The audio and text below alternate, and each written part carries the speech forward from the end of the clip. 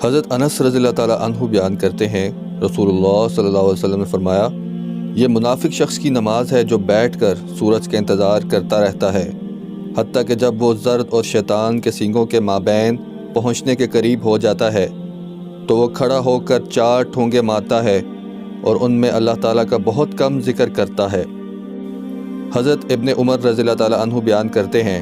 رسول اللہ صلی اللہ علیہ وسلم نے فرمایا، جس شخص کی نماز عصر فوت ہو گئی تو گویا اس کا گھر بار لٹ گیا۔ حضرت بریدہ رضی اللہ تعالیٰ عنہ بیان کرتے ہیں، رسول اللہ صلی اللہ علیہ وسلم نے فرمایا، جس شخص نے نماز عصر ترک کر دی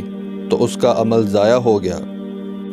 حضرت عائشہ رضی اللہ تعالیٰ عنہا بیان کرتی ہیں، رسول اللہ صلی اللہ علیہ وسلم نماز فجر پڑھتے تو خواتین اپنی چادروں میں لپٹی ہوئی واپس جاتیں اور وہ تاریکی کی وجہ سے پہچانی نہیں جاتی تھیں۔ حضرت قتادہ رحمۃ اللہ علیہ انس رضی اللہ تعالیٰ عنہ سے روایت کرتے ہیں کہ نبی صلی اللہ علیہ وسلم اور زید بن ثابت نے سحری کھائی، پس جب وہ اپنی سحری کھانے سے فارغ ہوئے تو نبی صلی اللہ علیہ وسلم نماز کے لیے کھڑے ہوئے